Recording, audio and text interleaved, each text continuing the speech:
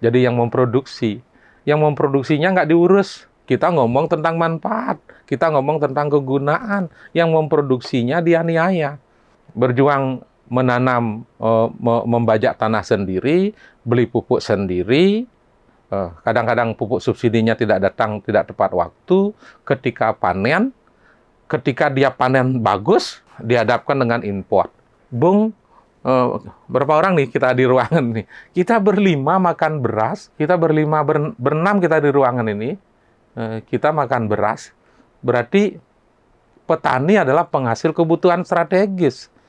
Kok penghasil kebutuhan strategis diajak bermiskin-miskin? Semuanya menikmati. Pemerintah dianggap berhasil ketika mampu mengendalikan harga pangan. Pemerintah dianggap berhasil ketika mampu menyiapkan pangan yang stabil. Tetapi yang memproduksi dianiaya.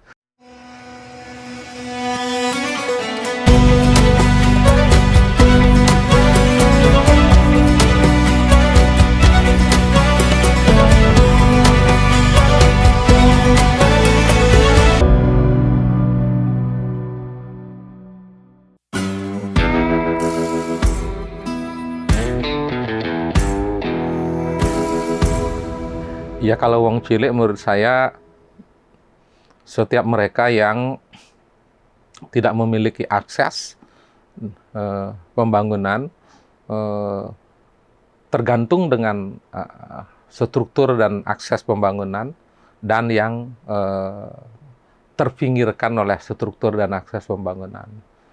Dia adalah masyarakat miskin, dia adalah petani, dia adalah nelayan, dia adalah masyarakat miskin kota, dia adalah seluruh kelompok-kelompok marginal yang tereksploitasi maupun tertindas oleh tidak berfungsinya struktur sosial maupun struktur negara dengan baik.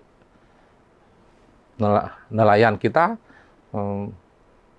tidak bisa leluasa melayar karena harga BBM mereka susah.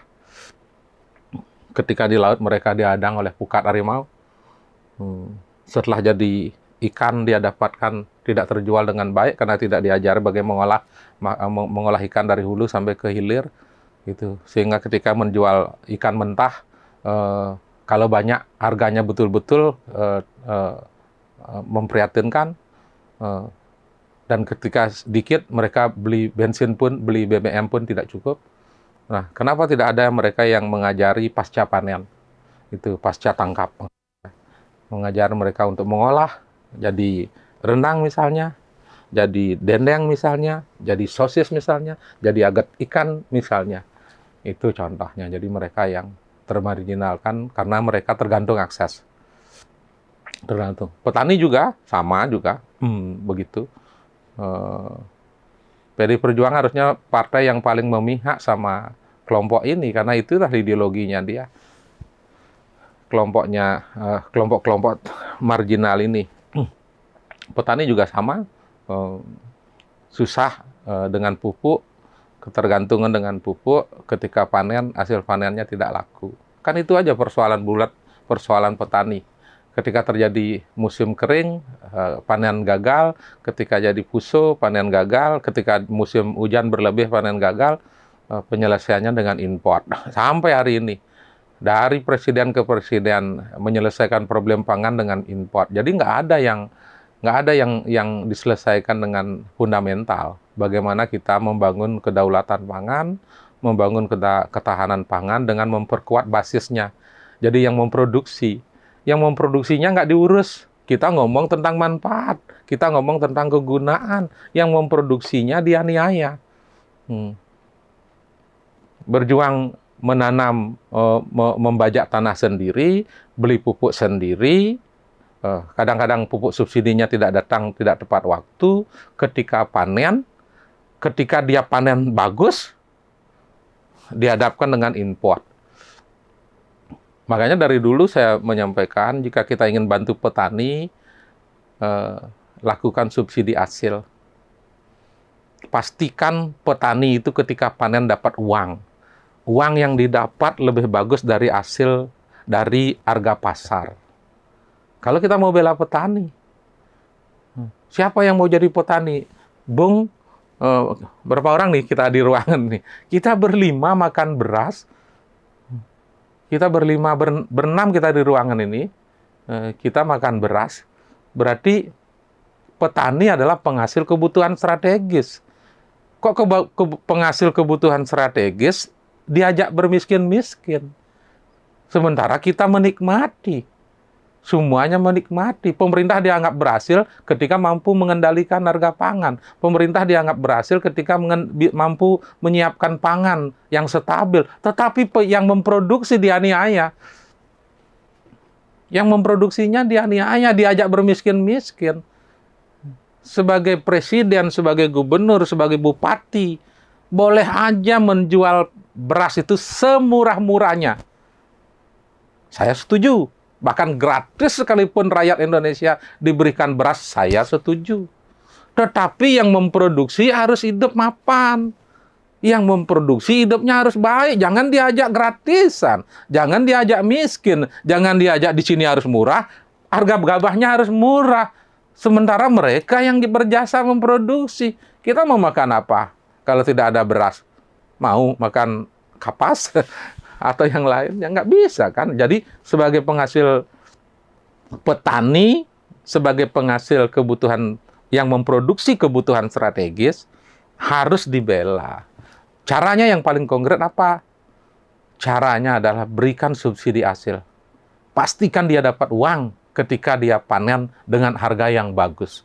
Lebih bagus dari harga pasar. Persoalan di pasar karena situasional, pemerintah mengambil kebijakan subsidi beras, digratiskan pasar, operasi pasar, silakanlah.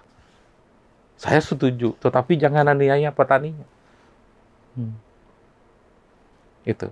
Nah, begitu juga yang lain. Nah, itu yang lebih lanjut adalah tujuan berdiri partainya kan sederhana aja nih, sangat sederhana.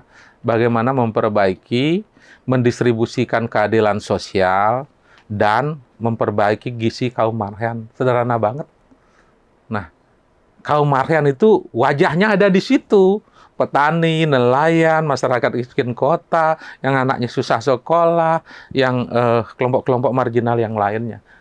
Orientasi ideologi kita atau keberpihakan kita harusnya ke sana di perjuangan.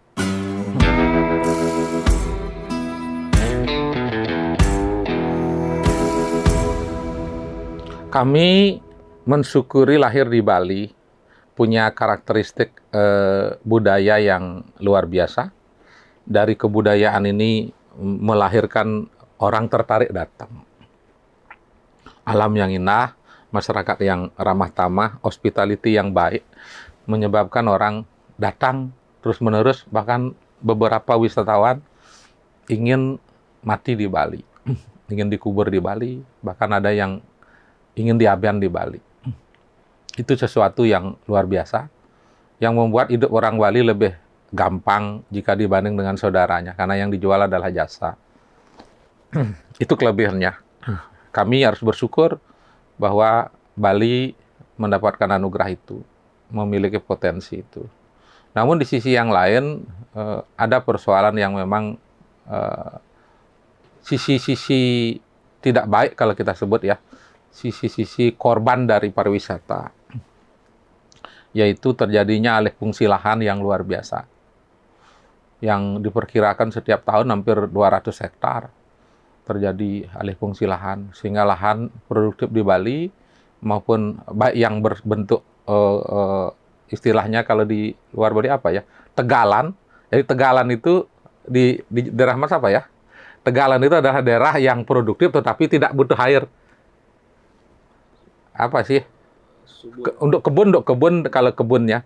Jadi apa sih namanya ya? Kalau di luar Bali ya. Kalau di Bali itu namanya tegalan. Jadi lahan yang produktif, ada kelapa, ada pisang, ada segala macam buah di sana. Itu namanya tegalan. Terus satunya lagi adalah sawah produktif yang butuh air. Yang untuk padi, untuk kebun, untuk sayur, untuk yang lain-lain gitu, itu polanya. Sama-sama baik tegalan maupun yang basah ini, yang tidak basah maupun yang basah ini di Bali disebut dengan subak juga, tanah yang organisasinya disebut subak juga.